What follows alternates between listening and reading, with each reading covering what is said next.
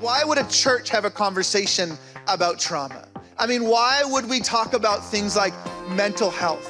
Why would we have a conversation about addressing things like anxiety and depression? Like, why would we talk about this together?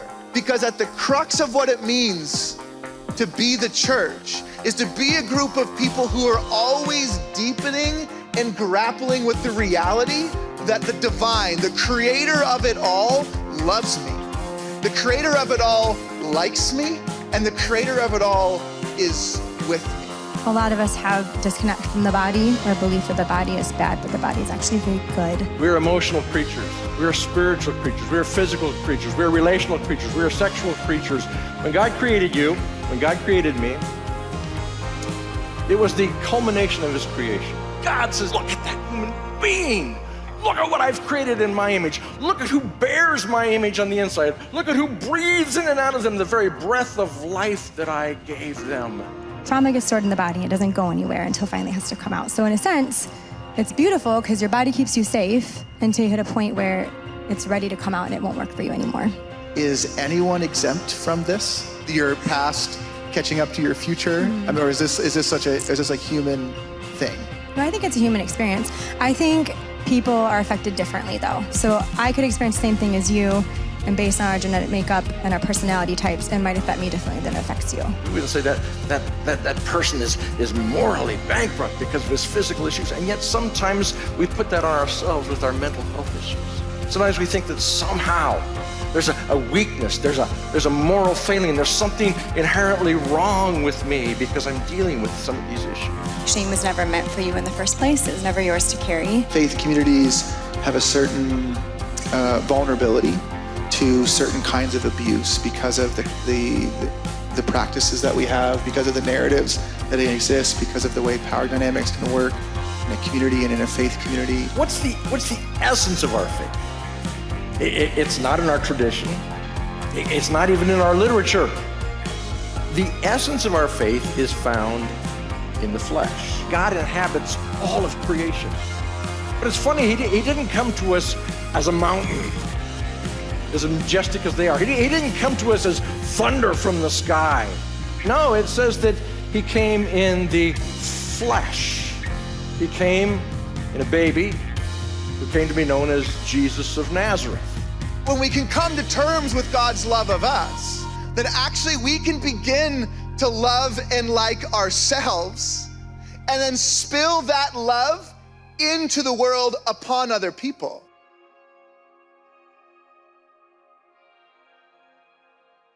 We have been having a conversation at the intersection of mental health and church. We've been talking about things like trauma and anxiety and depression inside of the scope of what it means to center Jesus in our lives. And so I think this is a really important and powerful intersection that we've been living at for the last month. And so if this is your first time at Westwinds or your first time here for a while, it's going to feel like today, like you're entering a conversation that's already been happening, because this is a conversation that's already been happening. But one of the big pieces of vision for this series is that this would be an ongoing conversation, that mental health is not something that we can talk about and then just move on from. It's not a problem to be solved. It's something we continue to navigate as a people and as a culture. And so over the last few weeks, we've had the great pleasure of having many of our friend Rachel with us, helping shape these conversations. Rachel is a therapist. And then as we were preparing for this week, people have been submitting questions and comments and thoughts around this conversation. And we wanted to be able to bring those questions to other therapists that work in our community, local therapists in our community. And so I'm going to invite a panel up. When you want to come join us, we'll get to your names in a minute. Can we give them a warm welcome as they come?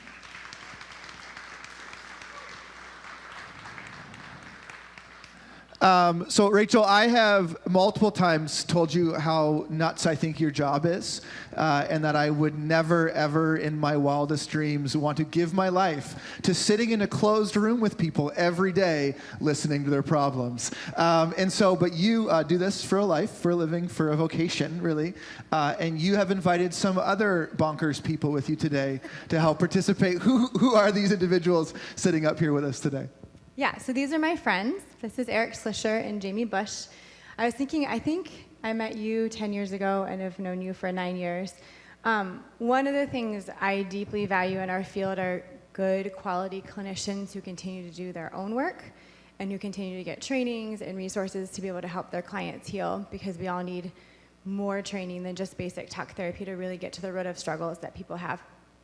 So I picked these two people because not only are they fantastic clinicians, they're fantastic people, but we share the commonality of really feeling like our job is what we're meant to do, and we really believe in hope and healing for people. And like when we do case consultation, it's like our hearts and our eyes come alive because we just love watching people progress and heal. So we have that commonality, and we have different modalities we use too, so I thought that would be important to have different perspective as well.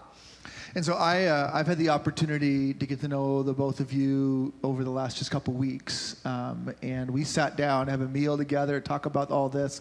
And both of you came alive in the conversation, I think in unique ways, because for both of you, for maybe different reasons, this conversation is important.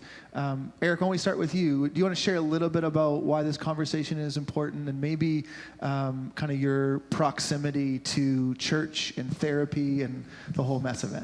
Yeah, so my name's Eric. I have a practice here in Jackson, and what's really exciting about this conversation is combining church and mental health, and really kind of talking about shame a lot, and I know that's been the theme. But at least in my own life, like dealing with shame from, like, I grew up in a very Baptist church, very black and white sort of thinking, very legalistic. And it was always like, do what you're told. Children are to be seen, not heard. And so this has been great because I've been working on dealing with my own sort of shame in my own religious past. And so I'm really excited to be here to talk about all this. Jamie, how about you? Hi, guys. I similarly grew up in a Baptist church, and like Eric, so I want to disclaim, right? There was a lot of goodness in my faith and in my religious upbringing, but there was also a lot of shame, a lot of rules, a lot of, if you don't hit the mark, there are dire consequences. You're maybe not a great person. That was never the intended message, I don't believe, but that was the perceived message from me and a lot of my peers. So growing up, I've kind of branched out into some different churches, and I really find myself being drawn to places where I feel the Spirit of God, where I feel peace and goodness and kindness and forgiveness, and realizing God is so much more than a set of rules and expectations. So professionally, I work at a healing place with Rachel. I've known since I was 16 that I was supposed to be a therapist. I've been in practice for about 17 years, and I see so often people who come in with baggage from similar circumstances, like not realizing that some of the things that they were taught or that they felt growing up in the church, that God is so much bigger than that and wants so much more for them than that. So I love to sit with people in that space. That's good.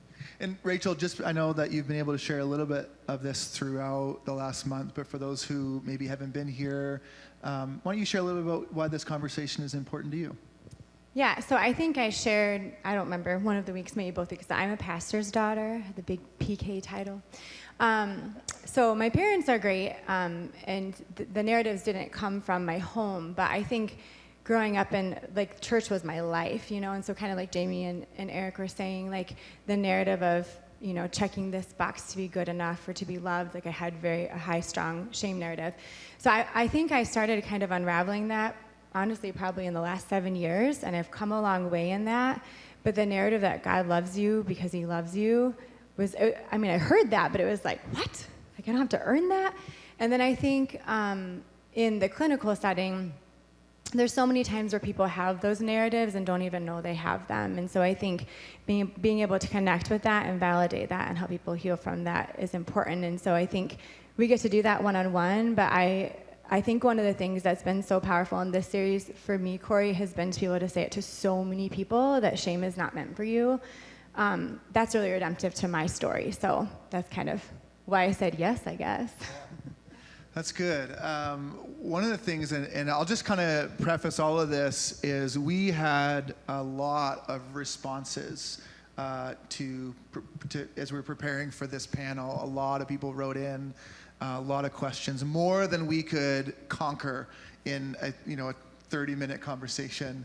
And so just so you're aware, there were some things that we talked about in some questions we responded to in the first service this morning that we will not respond to in this service, and vice versa. And so, but we'll post both online. And so if this conversation, you're like, man, I want to hear the rest of it, it already happened, and it'll live on the internet forever, okay? And so if you want to check that out, you can do that as well. The first kind of section of questions I wanted to get into is we had a lot of people asking about maybe more natural ways of walking through mental health challenges. Some folks that perhaps didn't want to take medication and didn't feel like that was right for them. And I know this is a huge conversation, but maybe even take it from the perspective of someone sitting in your chair in your office. What kind of advice would you give to someone who maybe you normally would say you would advise a medical approach, but they're not comfortable with that? What are some other pathways? Eric, do you want to start with this one? Sure. I'll give you the hard one out of the start. Yeah. I mean, that question comes up a lot in my office, and a lot of times we talk about like mindfulness activities, like being mindful and being aware of what's happening in your body. And exercise is a really great way to help with mental health. It works great with anxiety, helps with depression. And what you eat, nutrition is important. They say the gut is the second brain, and so it's important to put good quality food into your body. And if someone wanted to kind of go down that path, are there, books or resources or kinds of places that you would encourage people to look? Do you want to follow up? Yeah, there's a lot of great materials out there. There's a really heavy academic book that I recommend to people. It's called The Body Keeps the Score. I'm sure other people have heard of that as well. That's one of the books that I think of. There's another book that really helps with mindfulness. It's called Why Zebras Don't Get Ulcers. It's by, Robert Sapolsky. We can find that and put it on churchneedstherapy.com. Yeah, but that's a great book to help with mindfulness of your body, things like that. Jamie, I'll hit you with this one. So we had one question about like how long people should wait to relearn unhealthy patterns. So as someone is in this journey or thinking about starting this journey, like, okay, but like, how long do I have to sit with you and talk about my problems? What's that look like for people? That's the $1 million question that I get every time someone $1 million for who? Right? Every time someone comes and sits in my chair, and I think ultimately that depends on several variables, right? That depends on the state that you are in when you come to my office, and meaning how good of support do you have, and how high are the stressors, in your life currently? What skills do you have right now that help you cope? How do you get through the day-to-day of everything that's going on? As well as just your history of trauma, and what are all of the things that we're going to sit through and work through together. And so I'm not trying to be evasive here, but that's kind of where we start to even begin to assess that. And then from that point, I work with each of my clients, and as we all do, to develop a plan of care. Okay, what are the specific goals, and what are the biggest priorities? And big disclaimer here, right? Often when people come to therapy, we end up uncovering some other things. People start to get healing, and they're like, oh, now I want to work on this. Oh man, this thing came up. Can we work through this specific issue? Can you give me a tool here? And so I can't give a specific time frame, but it depends on all of those factors. Hello? Oh, there we go. It depends on all of those factors, as well as a person's personal motivation, as well as hopefully no other big traumas or things hit in the midst of our therapy that can postpone the current, treatment plan that we're on. So I do assure you, I help people get through things as quickly as I can, and there are certain modalities of treatment that help people move more quickly through therapy than others. So that would be a great question that I would encourage any of you to ask as you're looking for a therapist. What modalities do you use? And are there any quicker ways? Do you use any of those quick ones, like EMDR is something that I know has been referenced in this series before. Sorry for the long answer. No, that's great, and I think there's an important piece there of like the agency that you maintain in therapy. I know I can speak from this personally. When I was considering going to therapy myself and afraid to go, in my head, my therapist was going to be like my 16-year-old hockey coach who was just like screaming at me to do the next thing and 10 more push-ups, you got to do it, you idiot, how could you not? But actually, there's a lot of agency in therapy, and so your therapist is at least not supposed to be pushy or coercive, but helping you maintain, I guess that ability in your own life to discern that next step. You might offer, a plan and work on that with your client. Am I getting that right? That's my experience. Rachel, would you talk for a minute? Because we did get a lot of questions about like living with trauma or living with mental health. Could you give maybe some examples of what like a hypothetical plan might look like for someone you're working with? Like how would you map out if someone comes to you and you're 3 or 4 sessions in and maybe there's been, you're starting to understand their kind of makeup and their situation. What would a hypothetical plan look like for somebody? So I think kind of like Jamie mentioned, we'd always start with coping skills, right? Because I think anytime you are coming to therapy, like I said in this series before, we all have traumas. Some are little, some are big, right? So I think, you never want to start working with somebody without giving them the tools to be able to regulate throughout the week, because when we're processing things, you want to make sure that somebody has, things like mindfulness or meditation or, things like a good support system or even understanding like a lot of psychoeducation, like what we're doing here, so you have agency over that and understand the goal of the process.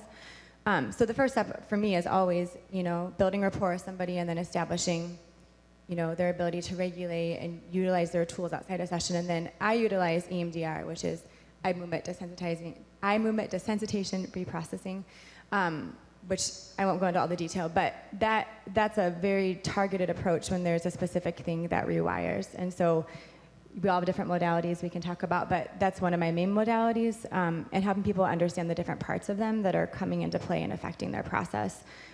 So it's kind of a hard question because I could answer around like different diagnoses, but I think to me the most important thing is building rapport, making sure that you have tools, and then beginning to reprocess through things that are causing issues. And as I've been talking with all of you and Rachel more specifically over the last month, I think it's amazing the way that God has made our bodies to help us survive trauma. And learning that there's, and I think kids are an example of this, like kids who experience trauma, it's amazing how their brains literally can forget it as if it never happened and put it somewhere in our being to be maybe reckoned with later, when that child can look at that trauma from the wisdom of being an adult. And I think that through this series, I feel like I've got a deeper appreciation of this creator that has made us in this way to protect us in different seasons, but then also invites us into a community of healing, into processes of healing, so those things don't need to live in our beings forever, that there is a way out. There is hope that we can get on the other side of those things. Maybe if you would, Eric, would you mind, when I think about an individual and the support system they might need in moving through trauma, what does that look like for people typically as you see it? Yeah, that's support. Generally, I guess, maybe not typically. I mean, a support system is huge because a lot of times when someone comes into therapy, they're like, something's wrong. Like, what's going on with me? I'm feeling all these sort of symptoms, or I'm constantly irritable, or I'm angry, or I'm easily startled, or I can't seem to fall asleep, or I wake up with lots of nightmares, or whatever. And once we, like Rachel was saying and Jamie was saying, we start to learn about like what's happening in the body, the psychoeducation, then they can take that back to their support system if they have that support system, and educate them on like, hey, this is what's happening. This is what I need right now. And whether that's friends or family or just anybody who can help support them in those times, to let them know that, hey, you're struggling and that's okay, that this is hard and that's okay, and that I'm just here for you. That's huge for helping someone through trauma. That actually came up, the next question I was going to ask, because someone asked specifically about this. This person asked, how can we break the stigma of long-term support for mental health? How do we get past the idea or the comments, aren't you better yet? Do you want to talk about that one? I will do my best to be concise, because this brings up a lot for me, and I think, and Rachel and I were talking about this the other day, I think a lot of that stems from our belief as not just a society, but as a church, about what strength looks like and who strong people are, the qualities they have. And I think a lot of times, unfortunately, we associate strength with no mental health issues. And I think the unfortunate reality is that mental health issues are everywhere, including the church. And largely, I think in the church, for another reason that I should hold off, we'll get into later, but there's so much shame that is readily available, unfortunately, in the church environment. And so this idea of the stigma of why aren't you better yet, I think it starts with giving ourselves permission and giving other people permission, first of all, to be in the space that they are without any judgment. Permission, okay, they are here and they are struggling, but I think in order to do that, I think as a church, we have to acknowledge, I don't have to fix this. I think that's a big part. And also, there's nothing wrong with this person. They are struggling and they are hurting, and ultimately, they need someone to come alongside them.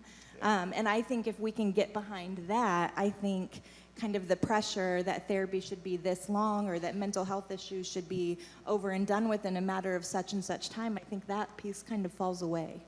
Yeah, that's good. I mean, I think this is all throughout the biblical narrative of just how patient God is with people. And I think sometimes we don't like to be as patient with ourselves, or we exist in family systems that don't want to be as patient with us. And so, I think the church in its, in some of its best versions of self, is a place where people can exist as they are. I mean, we talk about this a lot, right? That we believe in a Jesus who invited people to come as they are. Jesus was so patient with people. I think except when they were harming other people. Then Jesus was like really quick to be like, whoa. Let's slow down on that. But Jesus was really patient with people to come to these realizations or these epiphanies, and then was there with that step and there with that step. And so I think Jesus-centered church, we're really invited to create that kind of space for people. Like you can be here. Jesus would love to have you here. We'd love to be hospitable to that. We'd love to walk with you in that. And in that multifaceted approach to becoming a whole person, can I say, in the name of Jesus, right? I think that's where, I guess that's the intersection that we uniquely live at. And so I want to talk a little bit about that intersection, because we got a lot of questions about shame, about maybe experiences that people have in the church.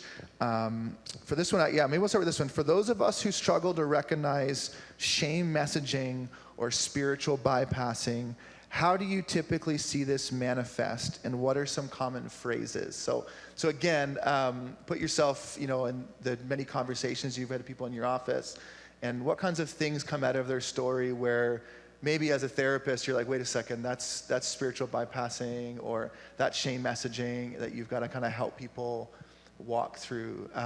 Eric, do you want to take a shot at this one first? Yeah, I think the first thing that comes to mind is I must have done something wrong. And I watched the videos a couple weeks ago, like my body is bad, but there's like this overwhelming shit. I must have done something wrong, or I just need to be a better Christian, or I just need to pray harder, or that's the big one for me that comes up, is like, I must be doing something wrong. And people are like, well, I don't know what I'm doing wrong. And so like, I just got to be better. I got to work harder. And that's really hard to overcome. It's like deep-seated shame way down from a long time ago, and it takes some time to dig up. Yeah. This might be a bigger question. Do you guys want to hit on this one too? Go ahead, Rachel. I know you're chomping. No, I think kind of what you were saying, but a lot of like, I am not enough. Or I had a couple conversations last week about like, I don't know if I deserve this amount of money at work. Like, I don't know. And I'm thinking like, yes, you do. But like the narrative of like, I shouldn't do this, or I think sometimes it affects like, I talked, I think the second week about like meekness. So kind of like how you should behave, like a lot of shoulds, like how I should behave or how I shouldn't behave or what's okay or what's not okay. And it's always interesting to me how it comes up unknowingly to people. So it might even be a reaction, like if you've experienced spiritual bypassing or if you experience spiritual abuse, like encountering your boss as like this dictator and then reacting as if you're maybe the age you were when that first happened for you, right? So like I do a lot of parts work, which is like all the different parts that make us us. So like if somebody experienced a spiritual abuse at 13, which I hear a lot of that with like purity culture, not spiritual abuse, but trauma, like purity culture narrative, or how to be a good Christian girl, or I hear it a lot, it comes out a lot in the office in like sexual struggles, like difficulty with pleasure or difficulty with guilt and that sort of thing. So it's just such a big thing that I hear in so many different ways, but it's interesting because you have to really listen for it. There's times I have clients who are super aware of their spiritual trauma and they don't quite catch it until I point out and they're like, oh, you're right. It's sneaky. Yeah. It is sneaky. I want to read something that someone wrote in, and Jamie, I'm going to ask that maybe you'd pretend that you're sitting in a room hearing this from a client and how you might respond. Are you ready? Are we ready for this? Let's go. Okay. So if I pray to God every day to take away my sadness or show me how to deal with it and I don't get an answer, do I just assume this is what God wants for me forever? I love Jesus and want him to help me. I wish I could say God has relieved my sadness, but not yet. I will keep on praying, but I sure hope God is hearing me. So many others need him first. Please hurry, God. I love you. This makes me emotional, and it would in session too, to be quite honest. To hear that level of pain, I think the first thing my heart would do is I would apologize. I would want to say I'm sorry. And I want to say that to you and to any of you in this room who feel that way or who have felt that way, that I am sorry that you were sold or given that view of God, that his heart doesn't hurt when your heart does. And I want you to know that in that space, right? In that space, shame is sneaky, and I hear so much shame. I hear so much, and it's sneaky in that we don't realize that's shame, right? Some people might hear that and hear, oh, this is hope. I'm hoping that God will save me, and why won't he? But I hear shame. I hear shame in that what is wrong with me that God hasn't fixed me yet? What is wrong with me that I haven't found this freedom and that I haven't tapped into this joy? And so I would want to meet that client in that space, and let's talk about some of the messages that you were given when you grew up about who God is and about who you are. I also do EMDR, and I'm not going to get in the details of all of that, but we focus in on what those beliefs are that have kept you stuck, right? Those beliefs about I'm not good enough, or if I do enough, these things will happen for me, so I must not be doing enough things, right? I must be doing something wrong. I'm the problem. And so I would want to work with that client in identifying those things, and we can reprocess those. There is hope to replace those beliefs that God does love you and God does want more for you, and would work through that process. That healing is possible even in that despair. That's good. Thank you. I think, I think there's sometimes a distance here too, right? There's like what we believe about God with our head, and then the internalized narratives that exist inside of our being. And so someone could say like, I think about this comment of like, God might be helping other people first. We can, in our head, change our mind about that and say, you know what, like I don't don't think that's what God's like. Like, that doesn't make sense that the creator of the universe would need to like help people in order, like they're in line at some sort of like booth at a fair. And we could, I think sometimes in the church we can even believe for other people. You know, you hear someone else say that. I think that's where Rachel, the tool you offered a few weeks ago about befriending yourself, right? We could hear that. If we can hear that like as if we're befriending ourselves, then we can begin to say, wait a second, that doesn't sound right. Like, well, it doesn't sound right because it's not right. But there's a whole nother process then working out that internal messaging. Eric, would you mind just talking about like the power of that internal messaging in people's lives that you've maybe seen in your office? Yeah, absolutely. I think especially around like sadness, I think that was the question, Yes. right? Yep. And excuse me, the internal message around sadness of like, I shouldn't be this way. Like, I can't be this way. And like, where does that cultural message come from of like the unacceptance of sadness? Like, people are sad at times. And I think sometimes the church has said, or people in the church have said, like, it's not okay to be sad, just pray more, pray. Like, you're sad for a reason oftentimes. All emotion is valid. And so when we can give ourselves permission to be sad, when we can give that permission to be with that, we can learn something from it, we can embrace it even a little bit, and we can find healing in that. And I would say, man, the church has a long history of being sad. I think this history of avoiding sadness is a short-lived in church history.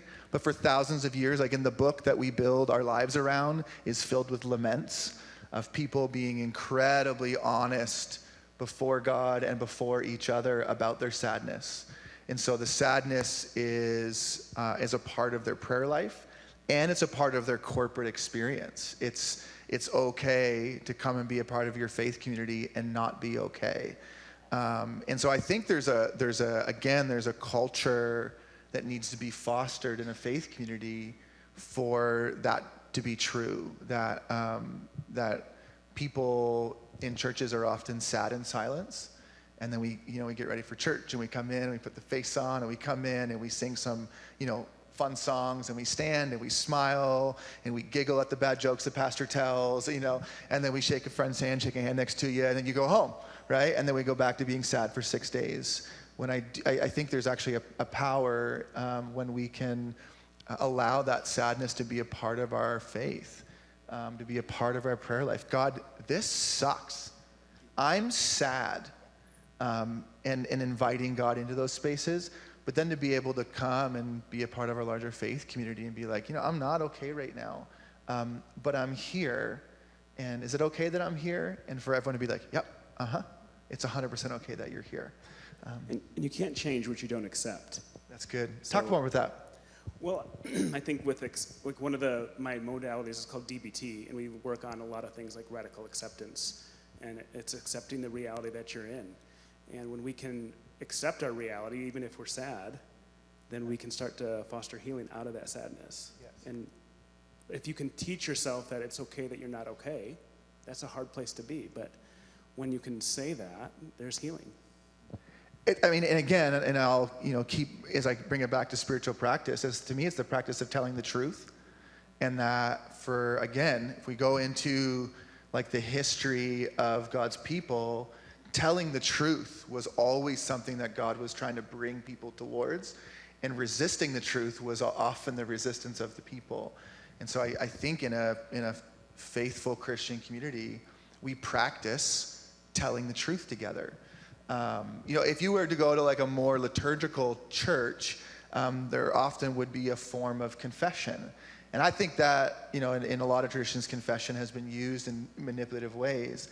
But where it's rooted is that the faith community would come together and tell the truth, right? We would tell the truth about the state of the world. We would tell the truth about the state of ourselves and our soul, and then come to God with that truth and invite God into those spaces. And so what I think is powerful about therapy in a Christian worldview is it helps us tell the truth, that all the lies that we've built up in our being to protect ourselves from the truth, we can begin to get to those spaces and receive healing in those deepest places. So thank you for being a part of this morning. Can we thank our panel? Yeah, thank you very much. One of the things that came up over and over again in the questions was this idea of like, how do we live with it? How do we live with mental health? And some of it was rooted in maybe personal experience of feeling defeated. And some of it was rooted, I think, in some of the stigmas, right? Like, well, how long is it going to take? Or when are you going to get better, right? Some of that stigma stuff that we place on ourselves or is placed onto us by society. So maybe we could just have a bit of a conversation about how those narratives kind of live in our being and then live in our community. Jamie, you want to start off talking about some of that? Sure. The first thing that comes to my mind is, right, what we are taught in our homes growing up so much affects what we believe about ourselves. For example, if you're in a home where they don't display anger or they don't display sadness, and then here we are, right, these humans with these full complex experiences, and I'm having anger and I'm having sadness, but all of a sudden I'm thinking, what's wrong with me? Because I didn't see that modeled, and I didn't know not only is it okay, it's really normal. So I think recognizing that piece and how that impacts you is a great place to start, and I'll pass it down. Yeah, I think I echo all that. I think speaking as a man, like, it's okay to feel anger and be happy or have joy, but don't feel any of the other negative emotions. And I see that so often in my office, especially with men. Like, they are not allowed to be sad, or they can't feel grief, or they can't be worried or have any fear. And so we work on that in the office to dispel those myths. I think I said this before too, but I think viewing all symptoms or emotions as information, because we tend to give them a moralization of like good or bad. And I think anytime somebody, because I think it can be you can have a panic response of like you were saying, kind of, there's something wrong with me, what's going on? And if we could just normalize everybody's struggles, and it looks different, like we all struggle too, we all do our own work because we're people, I think normalizing that struggle is normal kind of helps like take the first step of like taking a breath, Yeah, and I think this is like especially important in being a faith community that lives in the tradition of the scriptures, that all throughout the scriptures are these laments, these poems, these songs that are like so raw with emotion. Like, if I got up and shared some of these things in a sermon, I'd probably get fired. But it's like in the book, right? And I think the tradition of faith in the way of Jesus and in the divine creator has been one where people are being almost goaded by our creator to sort of like tell the truth, like what's actually going on. And so therapy, I think, sometimes can be a way to help maybe get to some of those emotions that are blocked or that we've resisted. How does that happen, like in the chair? Yeah, Eric, why don't you jump in? I was just going to say, all emotion is valid. Like, so many people they come in and like, I feel this way, and like, well, that's valid. That's huge for people if they can understand that. Oh, because I'm not an emotional person. Right. Never heard right. Yeah, and those are narratives, or those are lies that really keep us from being whole. One of the things I've appreciated learning from y'all in this conversation is the power of the body. And I think I've actually, over the last month, have this like deepening just awe on the way we've been created as people. This exhibits a lot in we'll use children as an example. Like, when children face trauma, like God has made children in a way that they can literally put that in a place in their brain where they can't remember it till they are old enough to be able to address that and look at that and heal from that as an adult thinker. And I think, there are a lot of examples of that. But maybe talk to me about how therapy can help maybe unlock some of those things and why that's an important place for someone's healing. Rachel, you want to start with this one? Sure. So I think sometimes people come to the office with a presenting issue, so they might just be anxious or depressed and think there's something really wrong. And I think, again, they look at the symptoms as the problem instead of the answer. And so I think, when you're doing good work, our job is to really assess and figure out the root of that. And so sometimes it's identifying, it's always identifying, right? Like your your beliefs about yourself or your cognitions, and a lot of times they're distorted views that are things that develop through time that you don't even know. So one of the things that sometimes I'll have clients say, like, I don't have negative thought patterns, because they don't recognize it, because it's just how they believe. We all have negative thought patterns, you know? And so I think even saying something like, well, what's an unhelpful thought pattern you had this week? And then it's kind of this awareness of like, oh, I do have some negative thought patterns. So I think that's a good place to kind of start identifying some of that. And I think, then I think as you do more work and you recognize thought patterns, and you can sometimes look for root causes. So it might be the way you grew up. It might be little traumas you experience along the way. So maybe dismissal or bullying or being told that your emotion isn't valid, or, you know, if you have a family that's really like explosive, or a family just puts everything under the rug, like those things all come up in therapy and can really be worked through, so you can really heal those things and communicate better and be in a healthier, more regulated space. Go ahead. Oh, I was just going to add, I think like they show up in should statements a lot too, like when we should on ourselves. Like that tends to be a should on ourselves. Yeah. Therapist Should term, on quit shitting on yourself. I just wanted to be should on ourselves. Well, and I think I would just add, that's where we come along as therapists, right? Initially, we help shed light on those things, right? We help you understand what are the messages that your body is sending you from your thoughts, your symptoms, right? Sometimes illness, physical illness, can have some roots in some mental health struggles. So we help make those connections, and then, right, we work with you to make a plan to how can we shift those patterns into truths, right? How can we shift those unhealthy coping patterns into copes that actually help you release all of this junk you've been carrying for so long? And I think just what's really cool about therapy, being in with somebody, is that when we sit across from somebody, we can see like some of the stuff that shows up in your body, and we can reflect that back to you. It's kind of like education on your body. It's really cool. So you're like having this thought, and then it shows up in a physical form. You're like, ooh, what happened there? And let's look at that. And I did say this at the last gathering, and I want to say it today because I think this stigma about therapy is really important. You know, in my own journey, you know, I was hitting some ceilings relationally in my life, and was having some like emotions I didn't know what to do with, that you know, that I'm not supposed to have as a pastor, I'm not supposed to have as a father. And in my head, therapy was, I'm going to go to therapy, and it was like my 16-year-old hockey coach who's like, do more push-ups, you know, like skate harder, you can fix this. But therapy is not that setting. It's not the drill sergeant setting. You, and much to my thankfulness, like you maintain agency in therapy. That if I was to come to you and sit in a therapy session, assuming you're a good therapist, and I believe you all are, it's not about forcing me to do something I don't want to do. It's about continuing to help me take agency of my life, and if you're a Jesus person, be able to invite the divine, invite Jesus into those spaces and in ways that you never even imagined were possible. And so it's powerful. I wanted to just read a few of these questions that we got.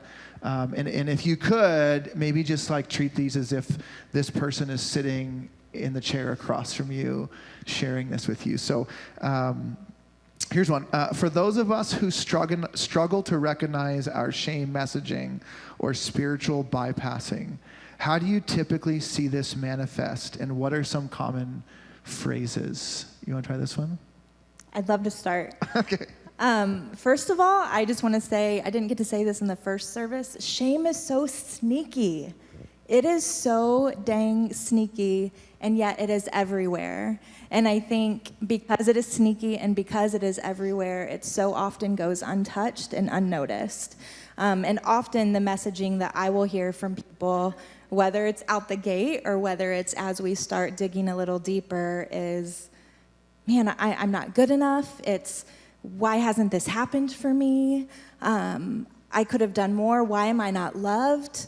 A lot of these questions about, at your very core, feeling like you're not enough, feeling like there are pieces missing. And sometimes it's in really quiet ways, and then sometimes it's in really loud ways.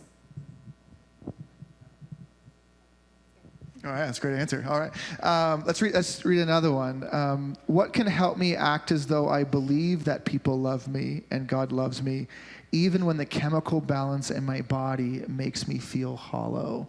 Eric, you want to take a shot at this one? Can you read it one more time? I can, yeah. What can help me act as though I believe people love me and God loves me, even when the chemical balance in my body makes me feel hollow? I mean, I think that's shame, right? Like, how dare I have this chemical imbalance? And so there again, there's just another shame message. So I would say if that person was sitting in front of me, we would talk about that. Like, where's this coming from? Like, normalizing that people have chemical imbalances, and there are ways to address that. I would add too, I think sometimes you don't ever want to feel like you're lying to yourself, so I would never tell a client to implement a reframe that doesn't feel true. So I think even sometimes when we do practice affirmations like, my body is good even though it doesn't feel like it today, or I'm thankful my body woke me up, or I'm thankful my body connected when I gave my child a hug. Like just small things that we miss, because then we build truth in that. And sometimes I'll say too, if you have healthy relationships and healthy supports, like what would your friends say about that to you? Because that's, again, getting you to shift into your own view of self-compassion. And again, like why would your best friend lie to you about that? Like, so kind of walking through, those are some really extreme, that can be very extreme black and white thinking. So entering into a space of like self-compassion and kindness and the things that are true that we just miss because we do them. Yeah, and I think like it's been long time a practice of the church to tell the truth. And this is, at its core, like we talk about something in all traditions of Christianity have some form of like confession, right? And depending on a tradition that you may or may not have grown up in, sometimes those are used in really toxic ways. But at its core, confession is the practice of telling the truth. And so if we were a more liturgical church, we might come together on Sunday, have a part of our gathering where we might say out loud something like, God, forgive us for the things we've done and the things we've left undone, right? And so there's this acknowledgement of the truth in our gathering to say that we gather here today as complex beings. We gather here today as people who have been a part of harmful cycles, but we also gather here today as people who have been harmed by these harmful cycles. And so one of the things that I think therapy can help with is actually telling the truth. It's that the amount of things that maybe lies that exist in our being, it can be an incredibly freeing, liberating practice to just be able to tell the truth about something and work from there. I wanted to spend some time talking about what this might look like in relationships, because this was a lot of people were asking questions about this. Here's one that we can maybe start with. Rachel, you can listen with listening ears on this one. But how can or what's the best way to help or aid anxious friends? Sometimes they appear to be overcome with anxiety, and I feel helpless in the words I say or offer. How can we be a friend to someone as they're walking through things? Yeah, sometimes I think it's not words at all. I think being with somebody in pain is powerful. I know when I've grieved things and somebody has sat with me, there's no words, right? So sometimes I think just your presence and being loving and giving somebody space to process is all they need. They need to know that that's okay. Because going back to shame, I think people with high anxiety or, maybe really bad depression or whatever, there's a narrative of like this overwhelm that they can't fix it, And so I think sometimes we tend to take the approach of giving advice or wanting to fix or wanting to help them get better, and that can be really invalidating, and it can feel really helpless to the person giving the advice. So I think sitting with somebody in that, and then I think too, if something is deeply impacting your life to that degree, you could aid them in finding a good therapist who specializes in that to help them heal, and then you could be their support instead of the person walking them through it. Eric, you want to talk about the support system a little bit and what that might look like for someone walking through this stuff? Yeah, I think support is huge. When people feel very isolated, sometimes in mental health issues like anxiety, depression, or something even more than that, and support system, especially from people who are accepting of them and validate their experience, really goes a long way in helping them heal or to get through the hard times, or someone like in their support system just giving them permission to not be okay. Just like, it's okay that you're not okay. That is huge. Okay, here's, I think this speaks to, I think, an experience that a lot of people have. I'm not sure if this is a mental health issue. I'm struggling with self-care versus selfishness. I've always been a caregiver, and due to a lot of different factors, I'm finding myself free of the caregiving aspect right now. So I've been pondering taking care of the person who has always been last on the list, or even not on the list, me. But then a little voice tells me that there are people who still need my help. So I'm trying to figure out how to take care of myself without being selfish. Like when you're on an airplane and they say, put your oxygen mask on before you help others. And I know you can't successfully take care of other people if you're falling apart. So is it okay to focus on myself for a while, even if that means separating myself from people in my life who could use my help or at least my support? Jamie, this sounds like one for you. Short answer, yes, it's okay. Long answer, and that I often see in my office is that people who struggle with this have a lifetime of playing this role in so many different ways and in so many different relationships. And so one of the things that we often talk through about, sure, getting over the mental piece of, okay, I can do this, this is okay, to place myself first, but beyond that, often when we play these roles, it's doing something not just for us, but for the people we're doing them for. Let me explain. In that, if I stop doing this, right, if I stop caregiving in this relationship, what if this person gets really upset? Or if I stop caring for this person in this other relationship, what if they don't need me anymore, right? And so being able to acknowledge the beliefs that we have and the fears that we have that keep us continuing to play those caregiving roles even when they're no longer healthy is a really good place to start. Once we can remove those barriers, then it can be a lot easier to say, you know what, I'm going to say no here, or I'm going to give myself permission to have a night for me instead of going over and sitting with this friend who's really struggling, because it's okay to do those things. Yeah. Anyone else want to jump in on that one? We can't pour from an empty cup.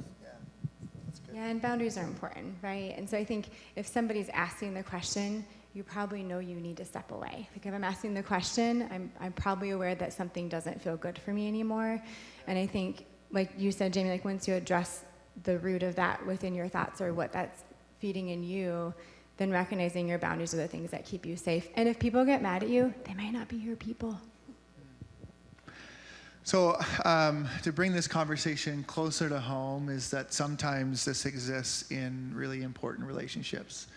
It's one thing to talk about some of this mental health and the challenges at a distance or at an acquaintance or even a friend, but sometimes it's a spouse or a parent or a child.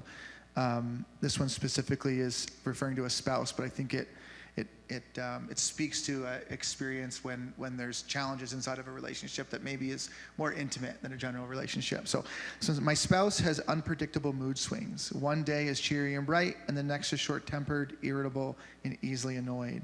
It makes life unpleasant. When I inquire by asking, "Are you okay?" or "Are you upset by something?" the answer is always, "I'm fine." If I pursue it, it only makes the distance worse. If I'm the cause of the mood swings, there is no communication or clue about what triggers it. I dream of a life where I don't have to navigate so many dark and stormy days. Everyone has bad days, but this is too frequently. And here's the question. How can I change this when there's no recognition that a problem exists? You want to try this one? Sure. This is messy, guys, right? I mean, relationships are messy, and so one of the first things that stands out to me in that is this idea that I hear from this person who is hurting. I hear a lot of assumption that they're the problem, right? And so I want to speak to that first. I want to speak to the person, right, outside of that relationship, this hurting person. You are doing everything that you can to right this issue, and you are communicating, you are asking if you can do things differently, and yet you're being told no, or you're not getting any communication. And I want to give you full permission to say, I'm not the problem. it is okay to recognize that this struggle, while you can love and you can support your spouse, it is okay to say this struggle belongs to this person and it is not mine to carry. I can love you, I can support you, I can set healthy boundaries, I can check on you, but then I can also give myself permission to release that if you say no or if you ignore my efforts to support. Anything else, guys? Totally agree. Yeah, I think just what is your responsibility and what's not, because it is your responsibility to care for yourself. It is your responsibility to use your voice. It is your responsibility to have boundaries if that's not respected and heard, which is tricky in a marriage dynamic, but it's possible because you have to get through your day, right? And so I think sometimes when you're in a dynamic like that, it can feel like you're walking on eggshells. And I think if there's a space of putting the responsibility back on somebody else, knowing that if they want to talk, you're there, it does release that overwhelm of like, I need to fix this or I need to make sure we're okay, because everybody has a responsibility to do their work, And so the other thing I would say too is if you are the person who is trying to figure it out and you don't know what to do, it's so important to do your own work to make sure you're in a healthy space, because that's really a hard situation to be in. And I think that's also, just to add, is like it's unfair to yourself to put that on yourself. Like, we're not in control of other people's emotions, or we can't control what they do. And it's a disservice to us to put that on ourselves, to own the other person's healing. It's heavy enough to carry our own stuff, right, guys? Can we at least give ourselves permission to lay down everybody else's? And I think, this is the practice of telling the truth, right? Again, like sometimes there's a distance, right? Like maybe we know that in theory, but it's really hard to internalize that. And I think this is where like telling the truth and speaking the truth can be so helpful in moving through and navigating these kinds of relationships, that it is not your job to fix your adult child. It is not your job to fix your partner. It's not your job to fix your friend. It's not your job to be their everything, right? That it's not your job to be the lone space of safety for that person. They're adults, and adult people need to take responsibility for their lives, and there are opportunities, like there are pathways ahead of them. And I think maybe as a spouse, as a friend, as a parent, again, coming back to it might be our job to be a safe person to be with them, to cheer them on, to support them if we can, but ultimately making sure that the responsibility stays on their shoulders to move through that healing process. That's really good. That's really good. Let's do one more here. I think we have time for one more. We have some folks asking about, I think kind of like the group reality of this. And so there's two thoughts here, but I think they're connected. So if group therapy is needed for someone's reconciliation, is it better to do this with a therapist that has no affiliation with the parties involved?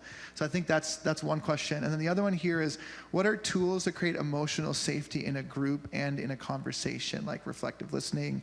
And then maybe how could we do this within our church more broadly?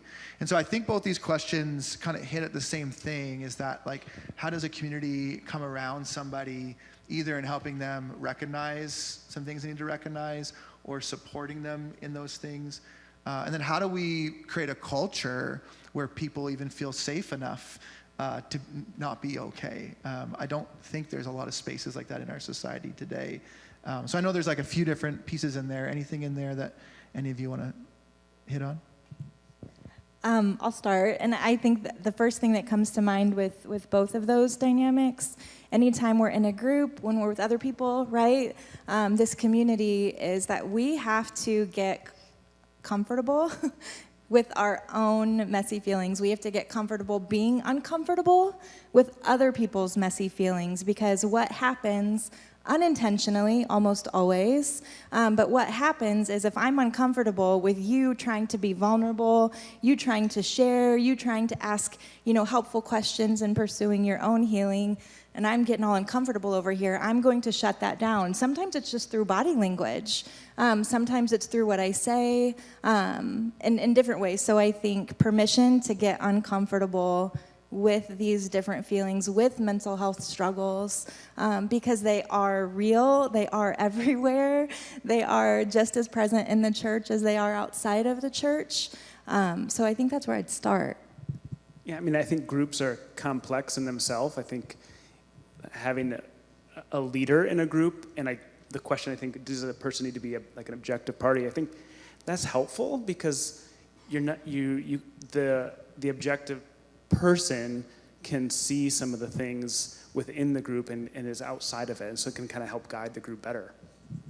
Yeah, that's good. And there's all different kinds of groups, right? And so when a group is coming together with a really clear entrance of like, here's what we're here to do together, that's different than, let's say, like you're gonna confront somebody who is causing harm. There's some different dynamics there, and probably if you're thinking about that, seeking some wise counsel would be really, really helpful. So we're about out of time. So I just want to say thank you so much. Can we give a warm thanks to our panelists today?